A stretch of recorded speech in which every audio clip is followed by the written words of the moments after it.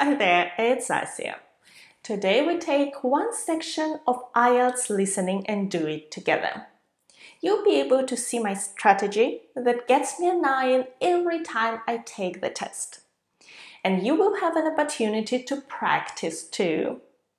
And when you'll be answering questions, please count how many you answer correctly and post it in comments because I want to know what your level is. And now, let's get started.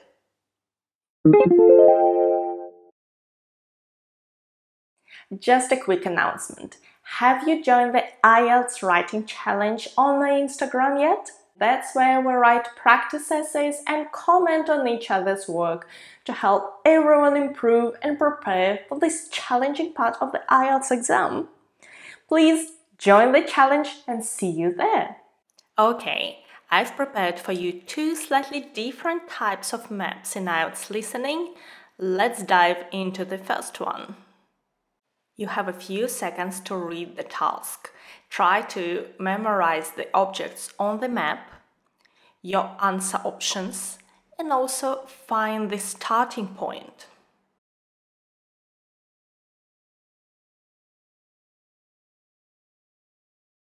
You'll hear the librarian of a new town library talking to a group of people who are visiting the library. Okay, everyone. So, here we are at the entrance to the town library. My name is Anne, and I'm the chief librarian here, and you'll usually find me at the desk just by the main entrance here. So, I'd like to tell you a bit about the way the library is organised and what you'll find where. And you should all have a plan in front of you. Each task about a map starts with an introduction, and we're only interested in the starting point. If you see an entrance, that's a starting point. Let's go on. Well, as you see, my desk is just on your right as you go in. And opposite this, the first room on your left has an excellent collection of reference books and is also a place where people can read or study peacefully. In this task, we see question numbers written on the map. It means you can just look at the answer number 11 and wait for your answer, and then question number 12, wait for your answer, and so on. So we've already heard the answer to question number 11. And if you were looking at the entrance, it's easy to find the room on your left. And we hear about reference books. When you have a bit of time before the recording starts, try to memorize all the answer options. Then it will be much easier for you to recognize one of them when you hear about them. And the recording continues, and she talks about a place where people can relax and read. But that's just an extra information to give you a few seconds to actually mark your correct answer. 11H. Just beyond the librarian's desk on the right is a room where we have up-to-date periodicals such as newspapers and magazines. And this room also has a photocopier, in case you want to copy any of the articles. Again, we hear a description of where we need to go, but actually, because the question number is on the map, we know where the next room is, number 12. And we hear about periodicals. That's our correct answer. And again, after that, there is another sentence with some extra information to give you time to mark your answer. If you carry straight on, you'll come into a large room, and this is the main library area. There is fiction in the shelves on the left and non-fiction materials on your right, and on the shelves on the far wall, there is an excellent collection of books relating to local history. We're hoping to add a section on local tourist attractions too later in the year. As you might have guessed, the next question is number 13, but we still hear the full description of where you need to go. Carry straight on the far wall. We also have keywords written on the map.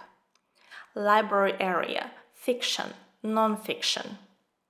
Whenever you hear a certain word that describes direction that you don't know, learn it. Those are often repeated in maps. And then she talks about local history. That's the correct answer and we mark it straight away. And then the speaker continues talking about local tourist attractions. And that's another option, option I. But first, she says they're hoping to add it later in the year, so it's not there yet. It's not a correct answer. You may guess it because you should get a few seconds to mark your correct answer. Two answers will never come one immediately after another. And I cross out all correct options that I use, and I also cross out incorrect options I hear about, because those will not be repeated later in the test. And it's easier to choose between options which haven't been used yet. Through the far door in the library, just past the fiction shelves, is a seminar room, and that can be booked for meetings or talks. And next door to that is the children's library, which has a good collection of stories and picture books for the under 11s. Next, the speaker describes the seminar room, but we're not interested in what they can do there because we don't have a question. So the key words are next door. Is the children's library. It's very close to children's books. That's our next answer. And if you have a look at the list of options, because I cross out all used options or incorrect options we've heard about, I don't have many to choose from, and it's much easier. Then there's a large room to the right of the library area. That's the multimedia collection, where you can borrow DVDs and so on.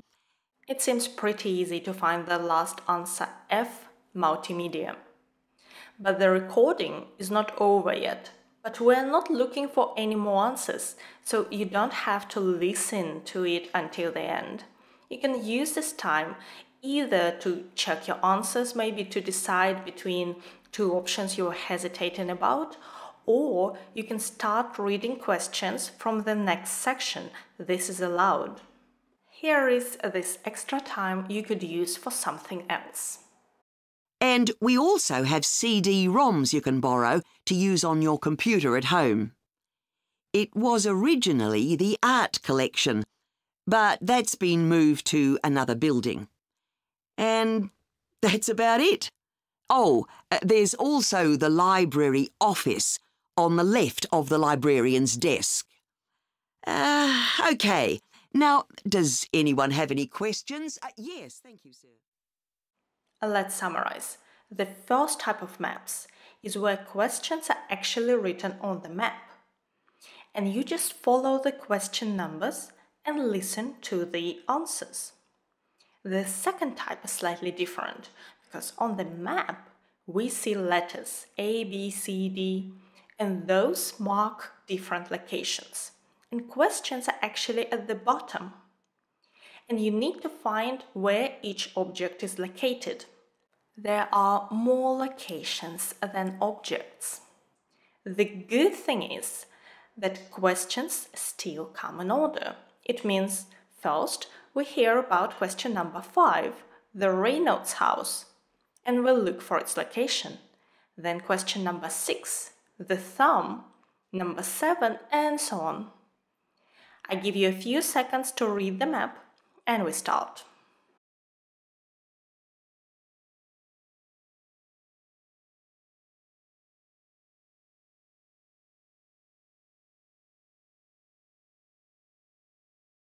The sheep market is one of the main centres for art and history in the whole of the country.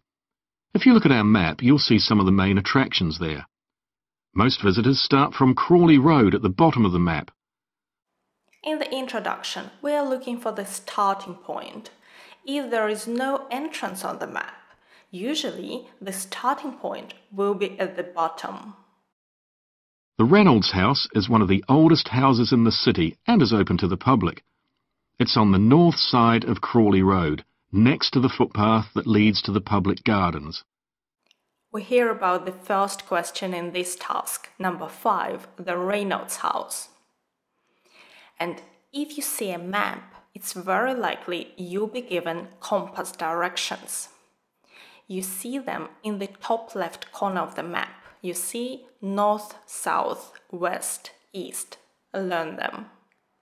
The house is on the north side of Crawley Road. There is actually only one location there. Letter H is the answer. A good word to memorize is a footpath. It means it's narrow and pedestrians can go through, but cars can't.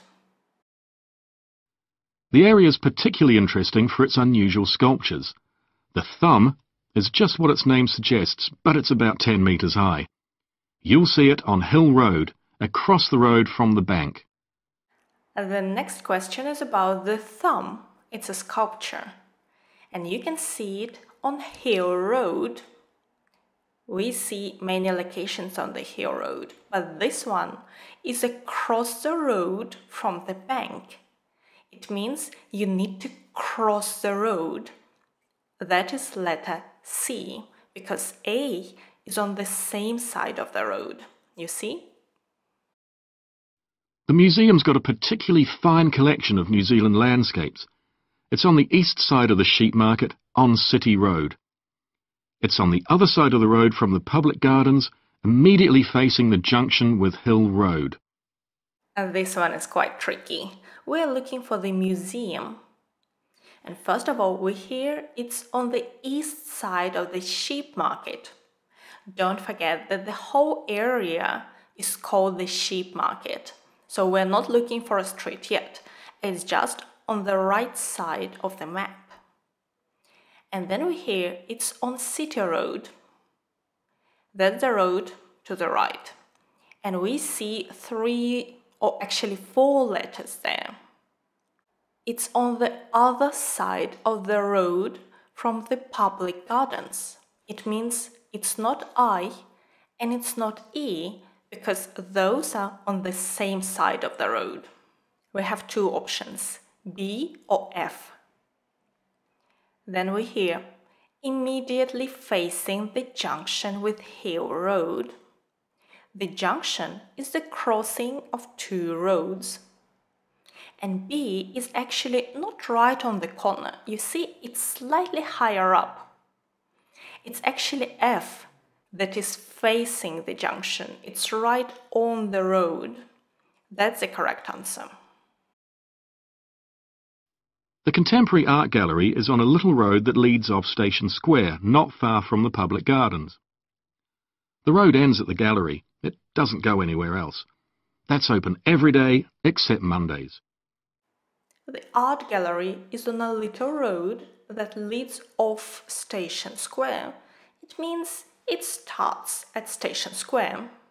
We actually have 2 options, D and G, because the road leading to C is not a little road, it's quite big. But also, we've already chosen the answer C. That's where the thumb is. And because I cross out used options, it's easier to see them straight away. So we have 2, D and G. Both are near the public gardens. But we know that this road doesn't lead anywhere else. And the road where D is leads to Hill Road. That means the answer is G.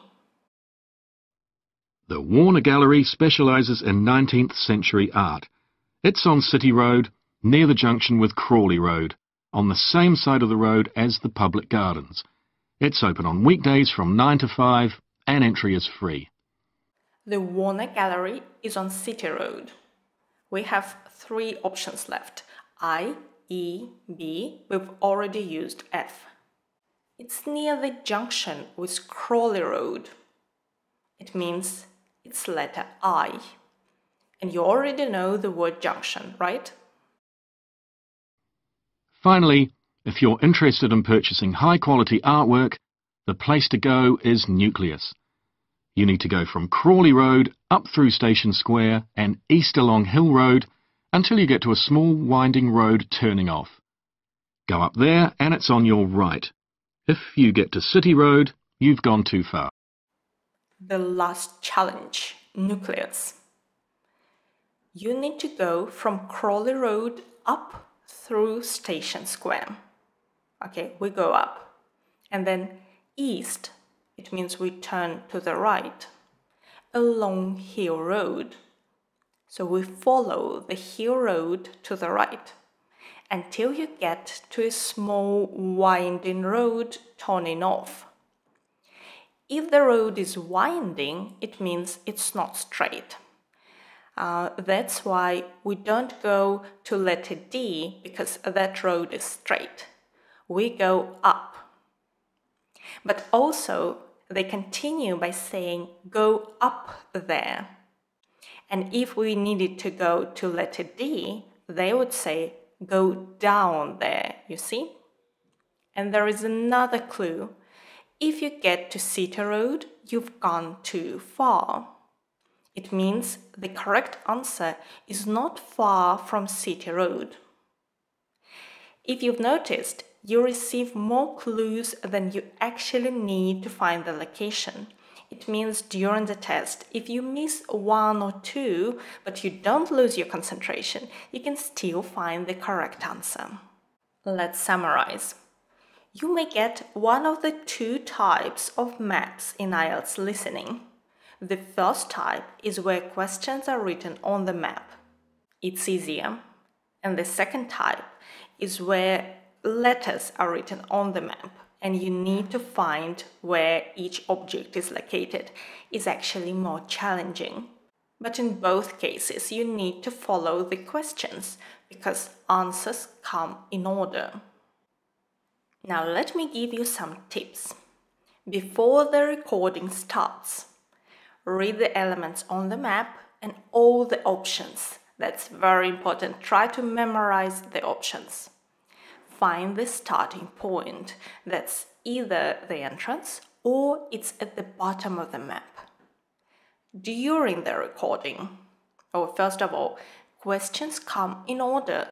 Follow the question numbers, not the letters.